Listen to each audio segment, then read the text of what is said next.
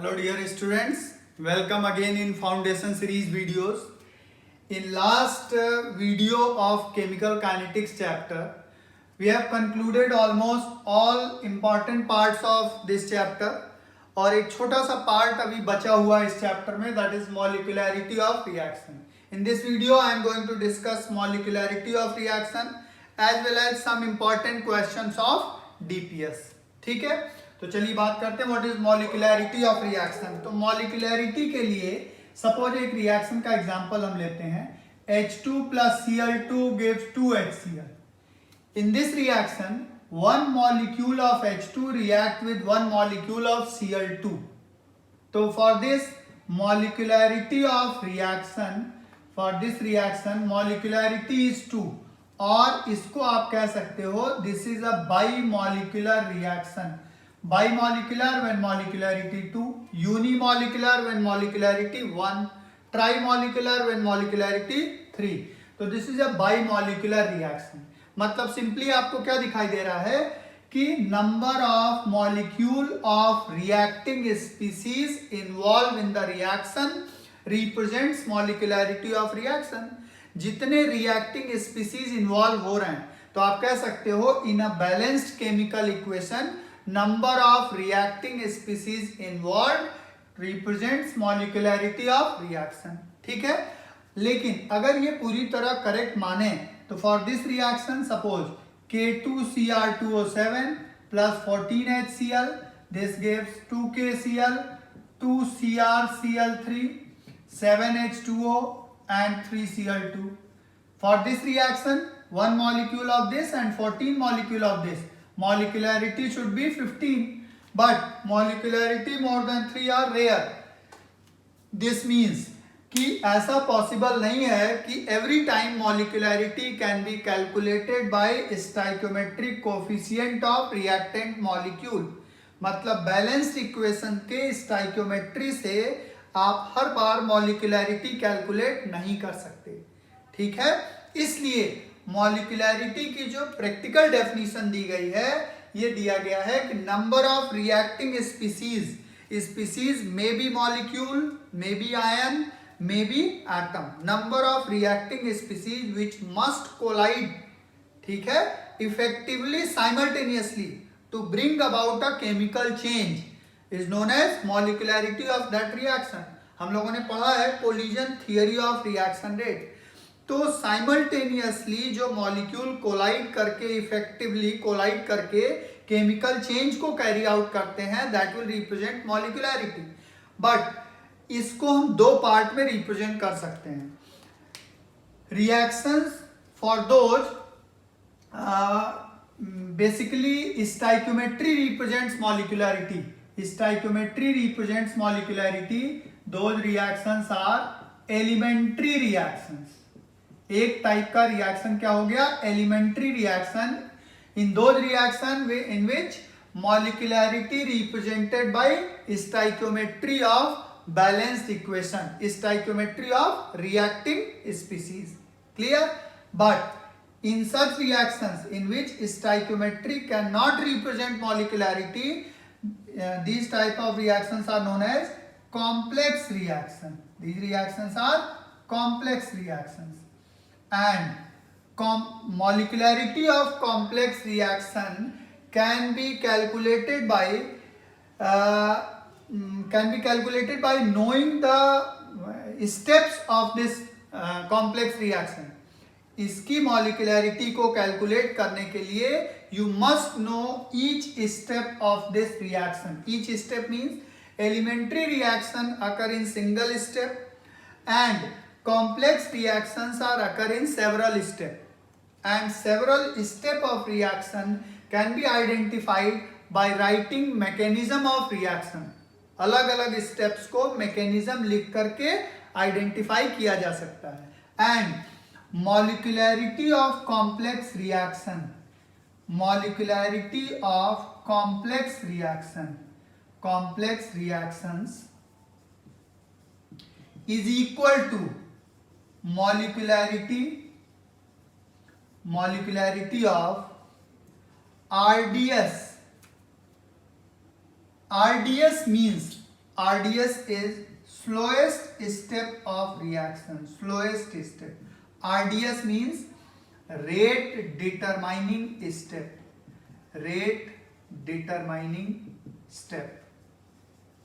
This means for a complex reaction, if we identify, if we write the step or each step of this reaction, mechanism of reaction अगर आप लिखते हैं और हर step को लिख लेते हैं, then slowest step of the mechanism is known as rate determining step. Means for a complex reaction, molecularity of complex reaction is equal to molecularity of slowest step of reaction, and slowest step can be identified by writing mechanism of that reaction. जब आप सारे step लिख लोगे तो आपको mechanism सारे step लिखने में पता चल जाएगा कौन सा स्टेप स्लो है, एंड स्लोएस्ट स्टेप की मॉलिक्यूलरिटी को मॉलिक्यूलरिटी ऑफ कॉम्प्लेक्स रिएक्शन कहा जाएगा।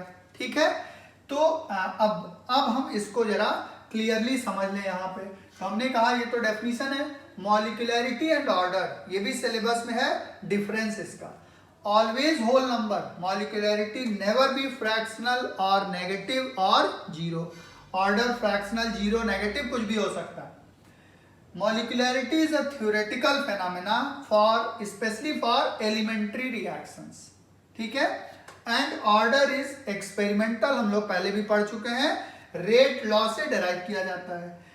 Molecularity derive from, for complex reaction molecularity can be derived from RDS, rate determining step, that is slowest step of reaction, and order is derived from rate law expression.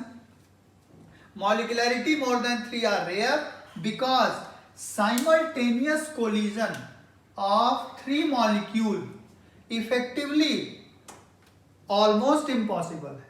Means 3 molecule effective collision कर ले simultaneously, मतलब एक molecule 3 से effective collision कर ले तब molecularity 3 से ज्यादा होगी। अगर 4 कर ले तो एक मॉलिक्यूल का 3 इफेक्टिव कोलिजन साइमल्टेनियसली पॉसिबल नहीं है, इसलिए molecularity more than 3 are rare, order भी मोर देन 3 आर रेयर, हम पहले पढ़ चुके हैं। Molecularity is not temperature dependent, pressure dependent भी नहीं होता है, but order is temperature and pressure dependent होता है। Order changes with temperature and pressure because rate of reaction change होता है। ठीक है, तो this is molecularity of reaction. Molecularity में अभी हम लोग ग्राफ और बातें मॉलिक्यूलरिटी की आगे करने जा रहे हैं, क्लियर है। लेकिन इसमें आपने ये सीख लिया कि एलिमेंट्री स्टेप की मॉलिक्यूलरिटी वही होती है जो बैलेंस्ड केमिकल इक्वेशन की स्टाइकियोमेट्री रिएक्टेंट की होती है, बट कॉम्प्लेक्स की मॉलिक्यूलरिटी ऐसे आप नहीं बता सकते। For complex reaction you must know mechanism of reaction and slowest step of reaction represent molecularity of whole reaction for complex reaction. ठीक है, तो ये आपने यहाँ पे सीखा। इसमें हम आगे जो बात करने जा रहे हैं उसमें कुछ बातें जेई और नीट के सिलेबस में है, लेकिन हम लोग साथ में कर लेते हैं तो नॉलेज होगा थोड़ा। Clear, let's discuss next in molecularity. Molecularity हमने कहा number of reacting species taking part in a chemical reaction is molecularity. लेकिन हमने कहा अगर मॉलिक्यूलरिटी 3 से ज्यादा आ रही है, 4 से ज्यादा आ रही है तो रिएक्शंस आर रेयर। इसका मतलब जबकि हम लोगों ने देखा है रिएक्शन में 15 मॉलिक्यूलरिटी आ रही थी, तो those reaction which have molecularity more than 3 और 4 और more than 4 are known as complex reaction, उनको हम कॉम्प्लेक्स रिएक्शन बोलते हैं। तो मॉलिक्यूलरिटी की और रिफाइंड डेफिनेशन कह सकते हैं, molecularity is number of reacting molecule which involve in effective collision step. जो मॉलिक्यूल इफेक्टिवली कोलाइड करते हैं उस स्टेप में जितने रिएक्टिंग मॉलिक्यूल इन्वॉल्व हैं they represent molecularity of that reaction. ठीक है, तो for elementary reaction molecularity represent simple stoichiometry of balanced equation. Balanced equation में जो स्टाइकियोमेट्री लिखी होती है वही molecularity. But for complex reaction we have to write the mechanism of that particular reaction to identify slowest step of the reaction, that is rate determining step. And by rate determining step we can identify molecularity and order of reaction. Means molecularity of reaction can be identified by the slowest step, and by knowing rate constant of that step we can also identify order of that particular reaction. ठीक है, तो चलिए आगे देखते हैं. For molecularity of reaction हमने कहा था there are two types of reaction, elementary reaction and complex reactions. elementary reactions का ये potential energy diagram है, ये दोनों आपके जेई और नीट में भी आ चुके हैं. तो for elementary reaction there is one transition state. Activated complex theory we have learned in last video, हमने सीखा है last video में. तो this is activated complex for transition state. This is energy of product, this is energy of reactant, this is potential energy, this is reaction procedure, means coordinate. ठीक है, reaction proceed कर रहा. For complex reaction there are two transition states. तो आपसे यही question आया है graph दे करके, which of the following graph represents complex reaction. तो for complex reaction there are two transition states. ठीक है, this is identification of complex reaction by graph. अब आप देखो जो हम complex reaction कहते हैं, complex reactions में we have to identify the mechanism of that reaction, and when we study mechanism of reaction there are two types of mechanism obtained. Means first type of mechanism, ध्यान रखिएगा, in first type of mechanism RDS, rate determining step involve reactant, product or catalyst. Rate determining step may involve reactant, product or catalyst. वो किसी को भी involve कर सकता है, यहां मैं लिख देता हूं may involve. हो सकता है रिएक्टेंट भी हो, प्रोडक्ट भी हो, कैटलिस्ट भी हो, बट इंटरमीडिएट नहीं होना चाहिए. Rate determining step should not involve intermediate. मैं यहां लिख देता हूं शुड नॉट इन्वॉल्व इंटरमीडिएट. ये ध्यान रखना, ये थोड़ा जेई और नीट लेवल की चीजें हैं, तो थोड़ा इसको ध्यान से समझ लेना, नॉलेज अच्छी हो जाएगी इससे और आपको उधर काम भी आएगा. should not involve intermediate means for this particular reaction, जो इस रिएक्शन का पार्ट नहीं है मतलब वो इंटरमीडिएट होगा. इस रिएक्शन में NO2F2 NO2F, F this is intermediate because F is not part of this whole reaction, means F is intermediate. And RDS should not involve F as a reactant, should not involve intermediate as a reactant. अगर as a reactant involve नहीं करेगा तो देखो सीधा simple सा reaction. अब यहाँ पे F इसमें नहीं है रिएक्टेंट साइड और दिख रहा है कि आपको ये fast reaction could not decide molecularity और ऑर्डर. कौन सा डिसाइड करेगा? Slow reaction. तो this is RDS. Slow reaction is rate determining step and in rate determining step molecularity is 2. So for this reaction molecularity is 2. Clear? And here molecularity is 3. Clear है? But अगर mechanism known है तो हमने जान लिया ये complex reaction है, तो यहाँ molecularity कितनी आ रही है? 2. And order of this reaction is K1 NO2 F2.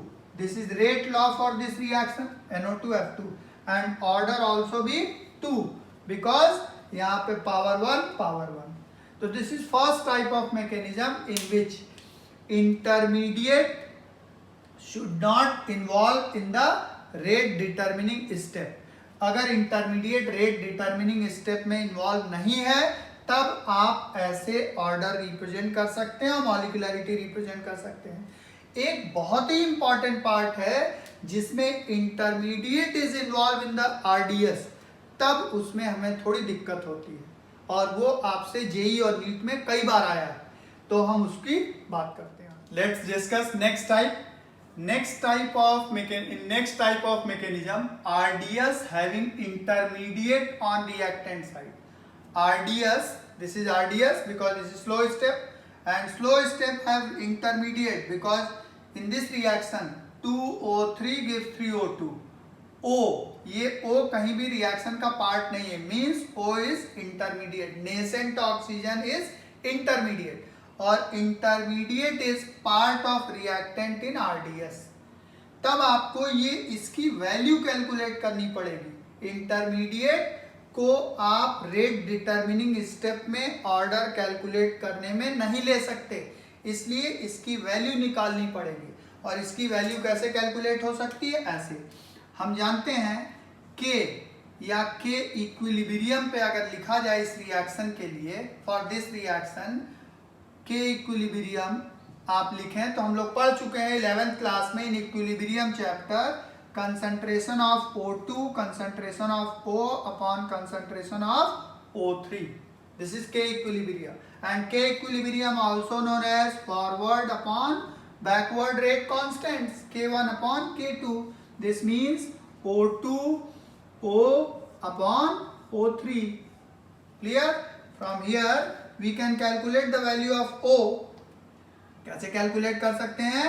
Concentration of O will be equal to K1 O3 upon K2 O2. This is value of O. Clear? अब in case of rate determining step आप इसके लिए देखो, for RDS के लिए order निकालने के लिए rate is equal to, for this reaction what should be the expression? K O and O3. Clear है? For this reaction rate can be determined by slowest step. To determine the rate law equation for this reaction, rate is equal to K3O and O3. Put the value of this O. कैसे? K3 and K1, value of O, K1 O3 into O3 upon K2 O2. This means rate is equal to K3 K1 upon K2 O3 square upon O2. Clear? तो in this rate expression कहीं भी intermediate involve नहीं है। Clear है? By knowing the value of K1, K2, K3, concentration of O, O3 and O2, we can calculate order of this particular reaction. So this topic means this second part is mainly in JEE and NEET exam, not in board exam. Clear? So this is all about chemical kinetics theoretical part. Theoretical and जो भी आपका derivative part था वो हम लोगों ने कर लिया। अब हम लोग स्टार्ट करने वाले हैं DPS. क्लियर? तो DPS के लिए मैंने कहा था आपने DPS कर लिया होगा। अब हम लोग एक एक करके DPS जो हमने 4 DPS केमिकल काइनेटिक्स की दी थी उसमें से एक एक को इंपॉर्टेंट क्वेश्चन को डिस्कस करेंगे। Clear? Let's discuss important questions of DPS. In DPS 1 there are very basic questions, तो DPS 1 आप कर लीजिएगा। फिर भी कोई डाउट हो तो आप मेरे व्हाट्सएप नंबर पे कांटेक्ट कर सकते हैं, मैंने बताया था, और आप कमेंट बॉक्स में जा करके भी क्वेश्चंस पूछ सकते हैं। तो हम लोग DPS 2 से स्टार्ट करते हैं। तो DPS 2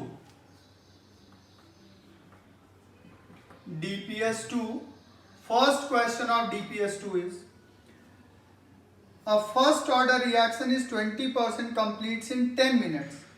Calculate the time for 75% completion of the reaction.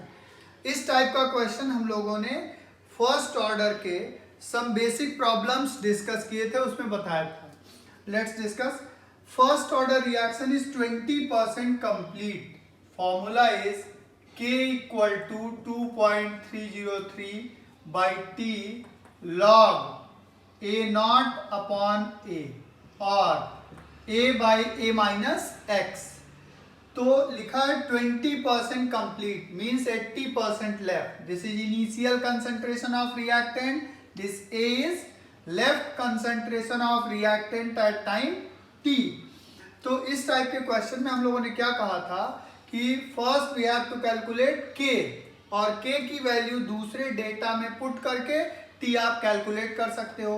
तो आपको क्या करना है 20% completes in 10 minute means K is equal to 2.303 by 20% complete in 10 minutes 10 log 20% complete. Suppose ये 100 था 20% complete, this means 80% left by 80.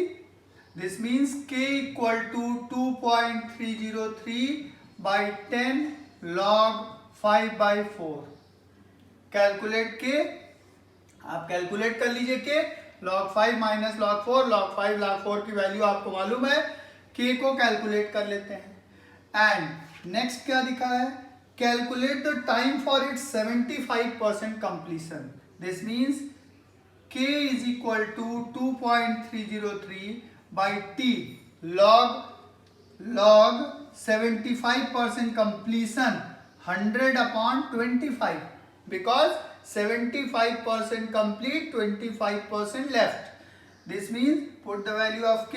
यहाँ से K because K is constant for particular reaction. तो जो वैल्यू यहाँ आएगी वही यहाँ पुट कर दीजिए. Means T is equal to 2.303 by K log 4. Easily आप इसको कैलकुलेट कर सकते हो. T equal to 2.303 by K log 4 की वैल्यू 0.6. क्लियर? बहुत ही simple question. Question number 2. Second question for DPS2 is the decomposition of a compound is found to follow first order rate law. Okay, if it takes 15 minutes for 20% of original material to react, make it very clear, 15% for 15 minute for means time कितना दिया है, time required is 15 minutes for 20% original material to react original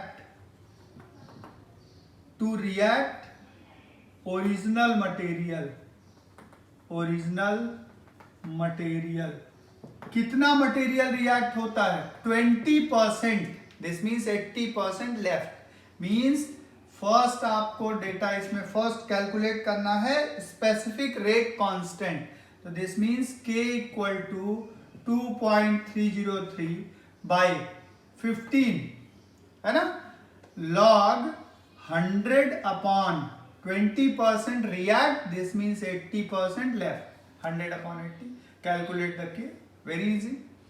Question number 2 का second part.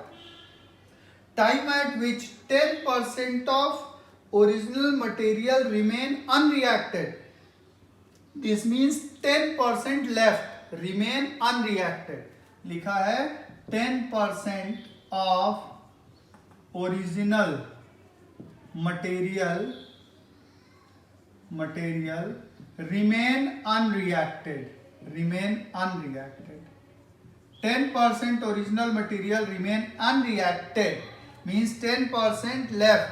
This is left concentration at time T. तो time required इन्होंने कहा है time eight which 10% left means 90% complete. This means K is equal to 2.303 by T. Put the value of K. Clear?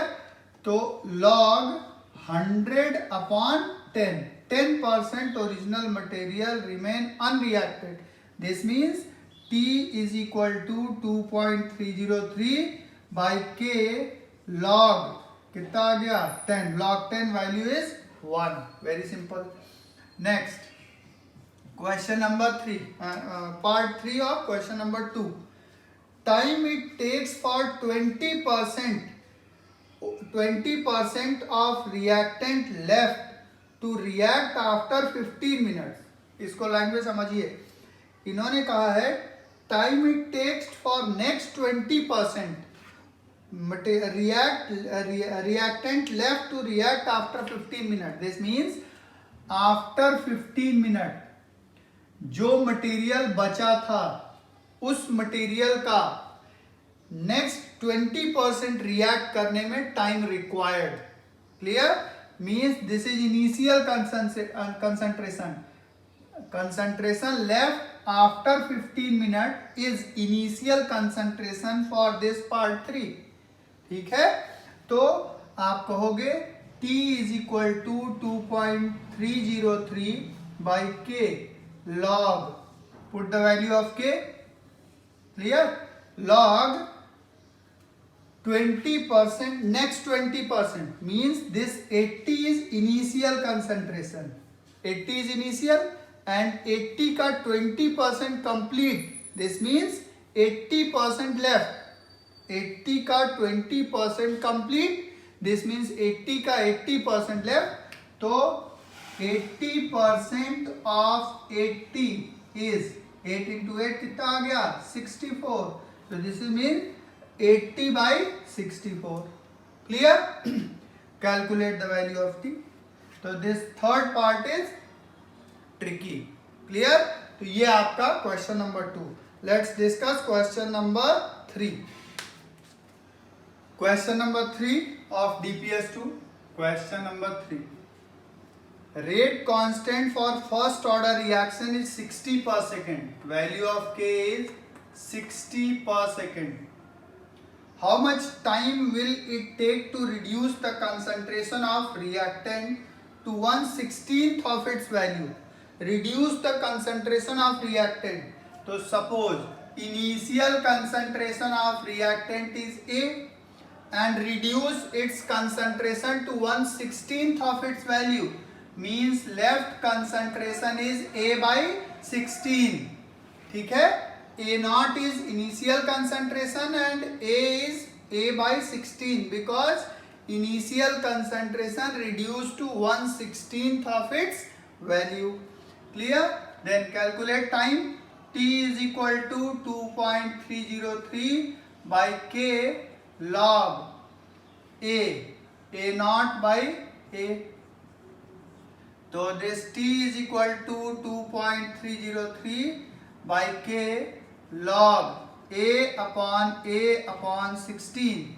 This means T is equal to 2.303 by K.